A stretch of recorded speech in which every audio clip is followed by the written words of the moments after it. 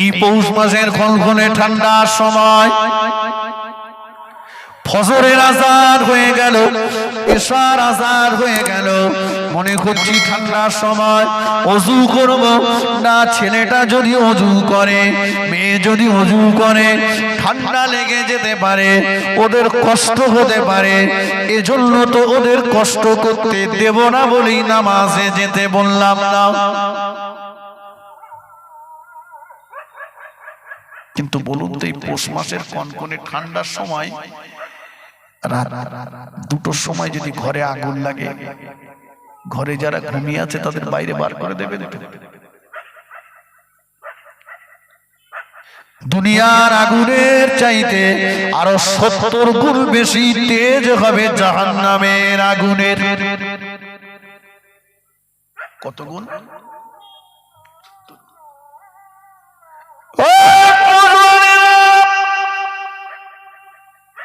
দুনিয়ার আগুনের চাইতে 70 গুণ বেশি তেজ হবে জাহান্নামের আগুনের। 1 ওয়াক্ত নামাজ যদি কেউ কাজা করে 2,88 লক্ষ বছর জাহান্নামে থাকতে হবে। একবার বলুন, আজকে যদি আমার ছেলেটাকে, আমার অ্যাডাল্ট মেয়েটাকে যদি নামাজি বানাতে পারতাম, ও জাহান্নামের আগুন থেকে রেহাই পেয়ে যেত। ঠিক কিনা বল? কোথায় সেই বাবা? ও ভাইরা, হুজুর ফজলুর রহমান দরগাপুরি রহমাতুল্লাহ আলাইহি খোলাফতার জমিনে যার মাজার, হুজুর ফজলুর রহমান দরগাপুরি রহমাতুল্লাহ আলাইহি, হুজুর তখন ছোট ছিলেন। জোহরের নামাজ কাজা হয়ে গিয়েছে, আম্মার কাছে চলে এসেছেন, আম্মা জান আমাকে ভাত দেন। হুজুর দরগাপুরির আম্মা জান বললেন, ও বাবা ফজলুর রহমান দরগাপুরি, আমি তোমার আম্মা জীবনেও কোনোদিন বেনামাজির পাতে ভাত দিইনি। ও ফজলুর রহমান, যাও ওযু করে এসো। ওযু করে আসলেন, হুজুরের 2 হাতে 2টো ইট দিলেন, হাত 2টো সোজা করে কিছুক্ষণ দাঁড় করিয়ে রাখলেন। কিছুক্ষণ দাঁড় করিয়ে রাখবার পরে বললেন, বাবা জোহরের কাজা নামাজটা আদায় করো, আসরের নামাজ আদায় করো। জোহরের কাজা নামাজ আদায় করলেন, আসরের নামাজ আদায় করলেন। তারপরে হুজুর ফজলুর রহমান দরগাপুরির আম্মা ফজলুর রহমান হুজুরকে, দরগাপুরি হুজুরকে ভাত দিলেন। তার আগে ভাত দিলেন না। ও জওয়ানেরা, মুরব্বীরা, মায়েরা, বোনেরা, একবার বলুন, নামাজ ছেড়ে যাওয়ার জন্য আমরা আমাদের অ্যাডাল্ট ছেলে, আমরা আমাদের সাবালক ছেলেটা, সাবালিকা মেয়েটাকে কতটা শাসন করেছি, শাসন করব কি করে? আসলে অধিকাংশ অভিভাবকেরা, অধিকাংশ মায়েরা 5 ওয়াক্ত নামাজ পড়ে না।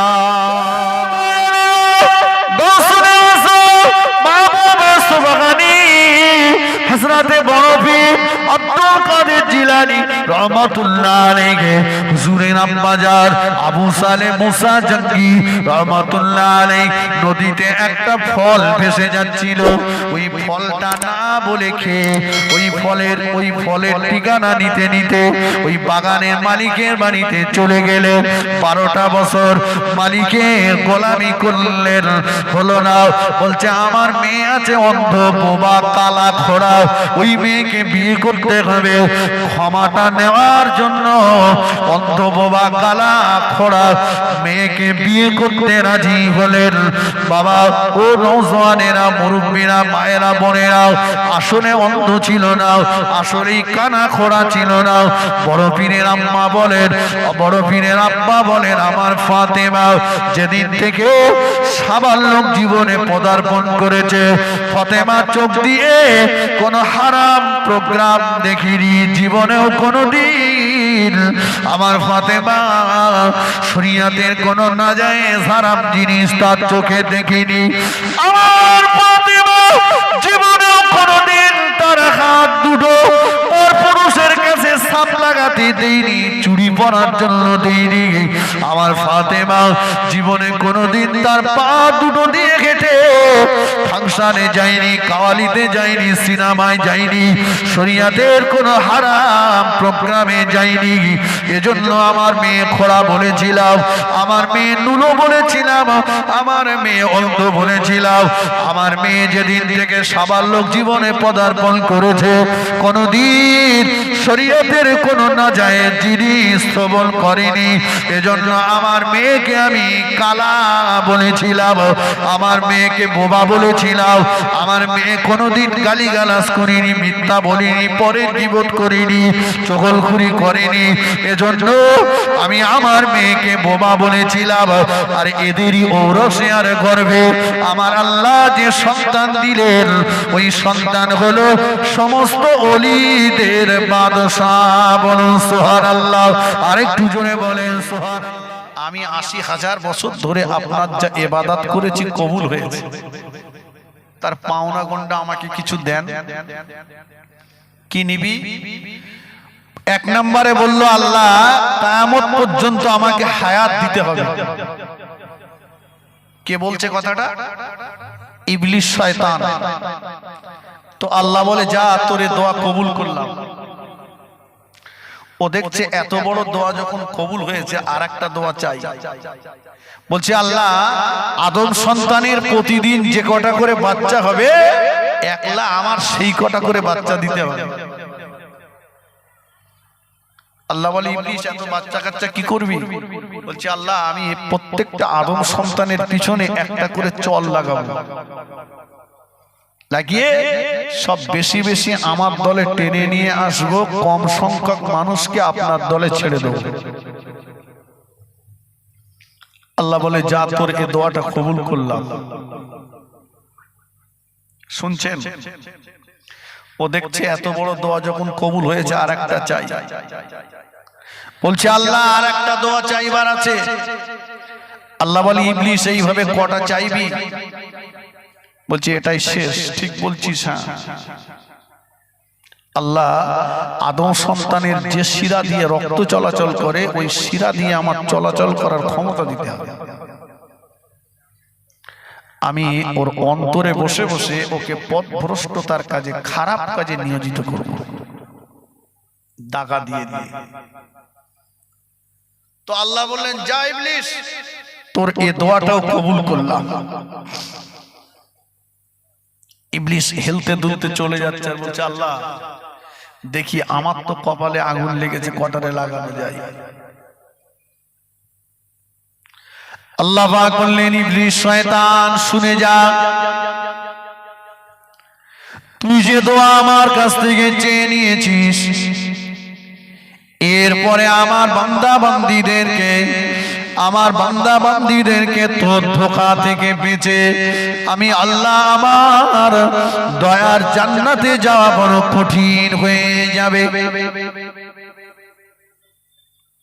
তুই যে দোয়াগুলো চেয়েছিস, এরপরে বান্দা তোর ধোঁকা থেকে বাঁচবে কঠিন। শয়তান শুনে রেখে দে, আমার বান্দা বান্দীরা একবার দুবার নয়, 10, 20, 50 বার নয়, আমার বান্দা বান্দীরা 70 বার তোর ধোঁকায় পড়ে পড়ে খারাপ কাজে চলে যাবে, অন্যায় কাজে চলে যাবে, খারাপ কাজে চলে যাবে, অন্যায় কাজে চলে যাবে। 70 বারের পরে যদি আমার বান্দা বান্দী নিজের ভুলটাকে বুঝতে পেরে, নিজের অন্যায়টাকে বুঝতে পেরে বান্দা যদি ফিরে আসে, নামাজে পাটিতে বসে যদি তওবা করে, বান্দা যদি সিজদায় পড়ে যে আমি আল্লাহ আমার কাছে মাপ চায়, ক্ষমা চায়, এই ইবলিস শয়তান আমি আল্লাহ তোর 70 বারের দাগা দেওয়া পাপ একবারে ক্ষমা করে দেব।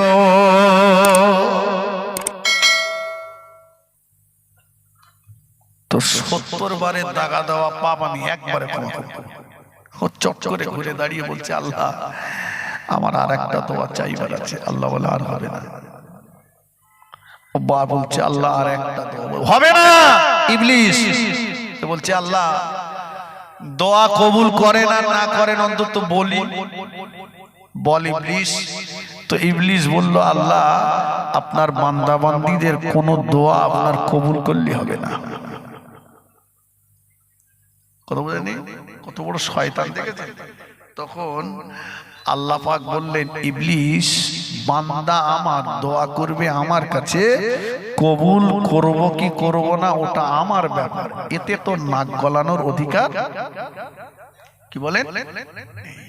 তাহলে আল্লাহ ভালোবাসেন না বাসেন না, কথা বলেন বাসেন, কিন্তু আমরা পেরেছি পারলাম না,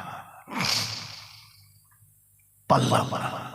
আল্লাহ নিয়ামত খেয়ে পড়ে আমরা কি করলাম, কথা বুঝেছে আমার ভাইয়েরা, বাবাজিরা, মুরব্বীরা, নওজওয়ানেরা, যুবকেরা।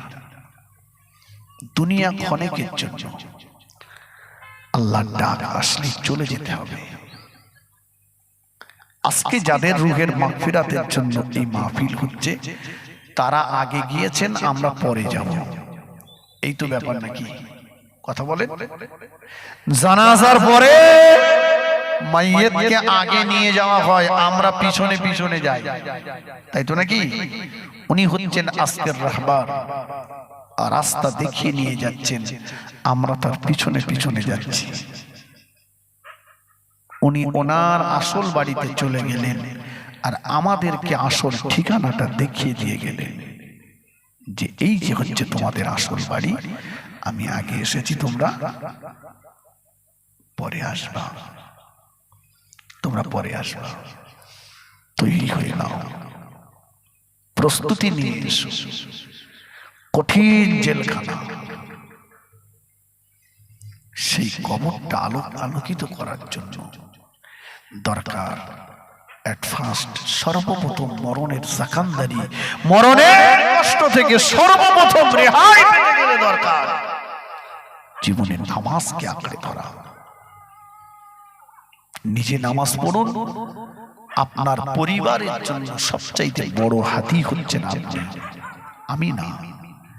আমি এসে 2 ঘন্টা বলে গেলাম, কিন্তু আপনাকে সবসময় তাদেরকে বলতে হবে নিজে নামাজি হন, ওদেরকে নামাজের কথা বলুন, বাচ্চাগুলোর বলার দায়িত্ব তো আপনার। এই পৌষ মাসের খনখনে ঠান্ডার সময় ফজরের আজান হয়ে গেল, ইশার আজান হয়ে গেল, মনে করছি ঠান্ডার সময় ওযু করব না, ছেলেটা যদি ওযু করে, মেয়ে যদি ওযু করে, ঠান্ডা লেগে যেতে পারে, ওদের কষ্ট হতে পারে, এজন্য তো ওদের কষ্ট করতে দেব না বলেই নামাজে যেতে বললাম না।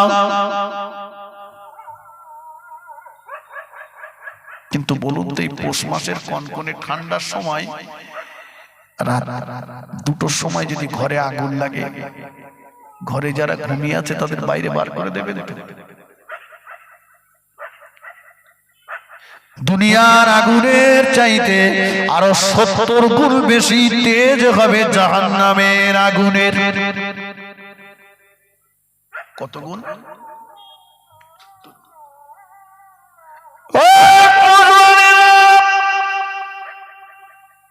দুনিয়ার আগুনের চাইতে 70 গুণ বেশি তেজ হবে জাহান্নামের আগুনের।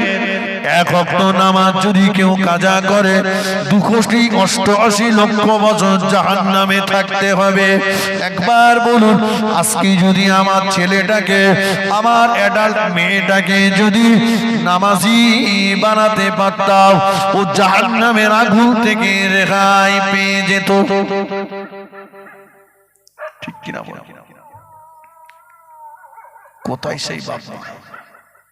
ও ভাইরা, হুজুর ফজলুর রহমান দরগাপুরি রহমাতুল্লাহ আলাইহি খোলাফতার জমিনে যার মাজার হুজুর ফজলুর রহমান দরগাপুরি রহমাতুল্লাহ আলাইহি, হুজুর তখন ছোট ছিলেন, জোহরের নামাজ কাজা হয়ে গিয়েছে, আম্মার কাছে চলে এসেছেন, আম্মা জান আমাকে ভাত দেন। হুজুর দরগাপুরীর আম্মা জান বললেন, ও বাবা ফজলুর রহমান দরগাপুরি, আমি তোমার আম্মা, জীবনেও কোনোদিন বেনামাজির পাতে ভাত দিইনি। কি বলছে? মা বলছে, বাবা ফজলুর রহমান, আমি তোমার মা, জীবনেও কোনোদিন বেনামাজির পাতে ভাত দিইনি, তোমাকে ভাত দেব না। মা ছেলেকে বলছে, ও ফজলুর রহমান যাও, অজু করে এসো। অজু করে আসলেন, হুজুরের দুই হাতে দুটো ইট দিলেন, হাত দুটো সোজা করে কিছুক্ষণ দাঁড় করিয়ে রাখলেন। কিছুক্ষণ দাঁড় করিয়ে রাখবার পরে বললেন, বাবা জোহরের কাজা নামাজটা আদায় করো, আসরের নামাজ আদায় করো। জোহরের কাজা নামাজ আদায় করলেন, আসরের নামাজ আদায় করলেন। তারপরে হুজুর ফজলুর রহমান দরগাপুরীর আম্মা ফজলুর রহমান হুজুরকে দরগাপুরি হুজুরকে ভাত দিলেন। তার আগে ভাত দিলেন না। ও জওয়ানেরা, মুরব্বীরা, মায়েরা, বোনেরা, একবার বলুন, নামাজ ছেড়ে যাওয়ার জন্য আমরা আমাদের অ্যাডাল্ট ছেলে, আমরা আমাদের সাবালক ছেলেটা, সাবালিকা মেয়েটাকে কতটা শাসন করেছি, শাসন করব কি করে? আসলে অধিকাংশ অভিভাবকেরা, অধিকাংশ মায়েরা 5 ওয়াক্ত নামাজ পড়ে না। ঠিক কিনা? পড়ে না, নামাজ নেই। আর এখন লক্ষ্মীর ভান্ডার ওরা খুব একটা কারো দামও দেয় না। কি বলেছে?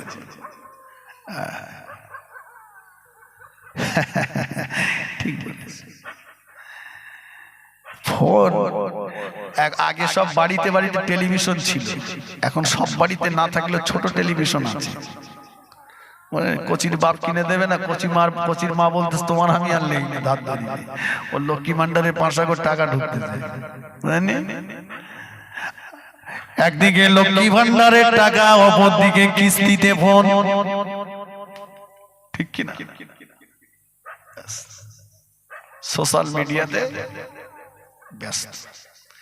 আমাদের মা চাষিরা কাঠের জালে রান্না করত, আর এরা এখন প্রকাশ করে মারতেছে, ফোকাস করে হয়ে যাচ্ছে। একদম রান্না একদিকে, আর একদিকে মোবাইল চলছে। কি বলে? কি মজার জায়গা হয়েছে দেখে। একদিকে রান্না, একদিকে মাঝে মধ্যে লবণ ঢেলে দিচ্ছে, লঙ্কা ঢেলে দিচ্ছে। সিরিয়াল দেখা মিস নেই। কি বলে? একদম সময় মতো, দরকার হলে ওর কাজা আদায় করবে, কিন্তু সিরিয়াল। কিন্তু নামাজ পড়ার বেলা দুনিয়ার কলেরা এসে হাজির হয়েছে। মাজায় ব্যথা, কোমরে ব্যথা, হেঁটুই ব্যথা, সব ওর ছাগলে পাগল করেছে। বুঝতে পারেন? নেই। শুদ্ধ যারা তদবির করছে, সেখানে যে লাই হুজুর তাবিজ দাও, তাবিজ দাও, রাত্রিবেলা দেখতে শেয়ালে তাড়াচ্ছে, কুকুরি তাড়াচ্ছে, মানুষই তাড়ায় না। কি হবে? রাত 1টা, 1:30, 2টো পর্যন্ত ওই মোবাইল দেখতে দেখতে ঘুমিয়েছে। আর একটা বিবি একটা গোলাম মেরে গেঁজায় দম দিয়ে বাড়িয়েছে। হ্যাঁ, এইবারে ওটা গেঁজায় দম, আর এটা সিরিয়ালে দম। আর এরপরে যদি স্বামী স্ত্রী এক জায়গায় হয়, ওতে জেমাল প্রোডাকশন হবে। ও কি হবে? ওলি হবে না ওল হবে? এই কথা বলেন, বুনো ওল হবে। ও বাচ্চা মা বাপের সেবা করবে না, মা বাপের সম্মান করবে না, ভাত দেবে না। একটু নামাজে দাঁড়ান।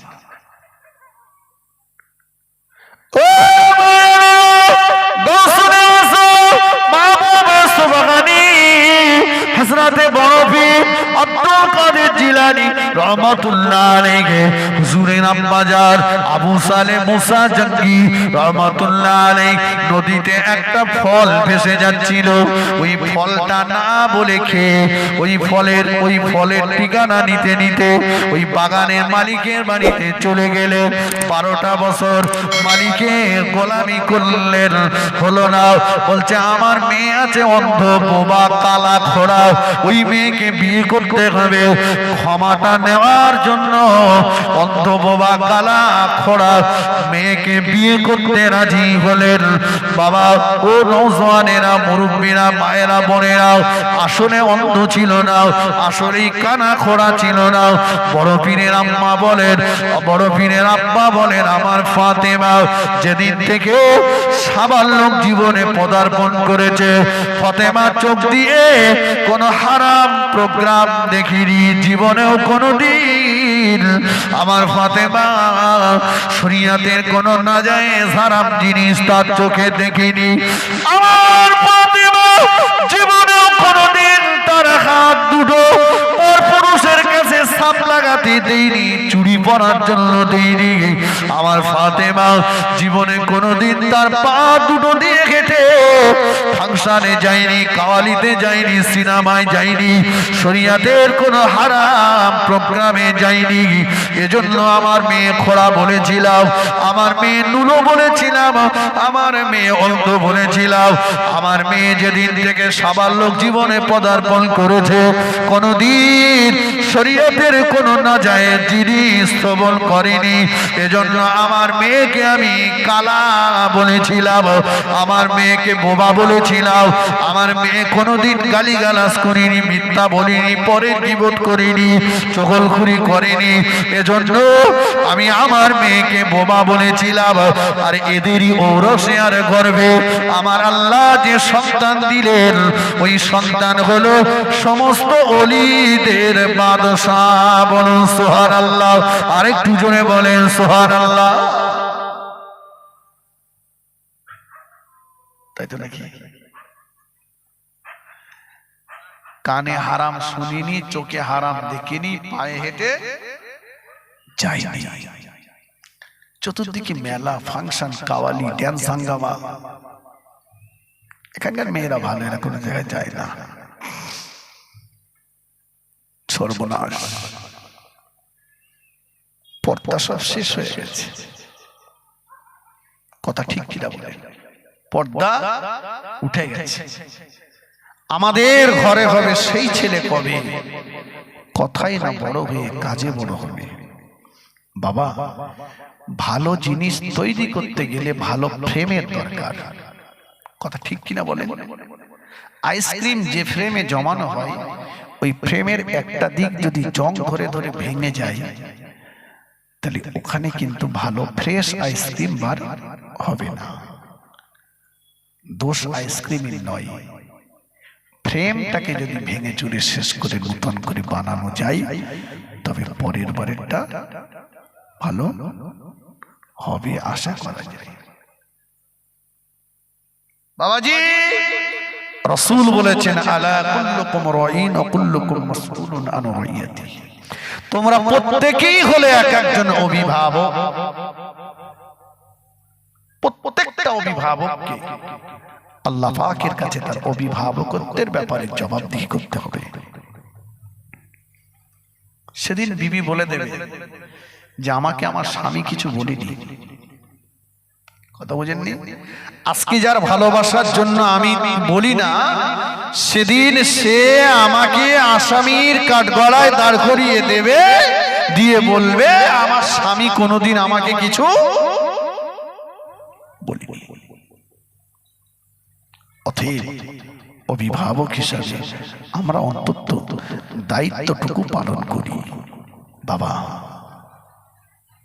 আমি বক্তব্য লম্বা করব না।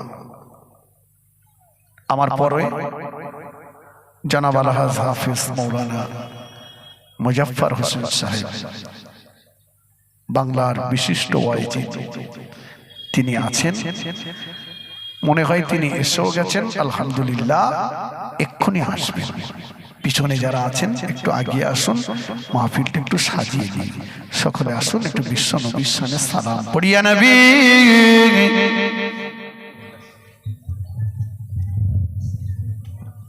আসেন আগে আসেন আগে আসেন।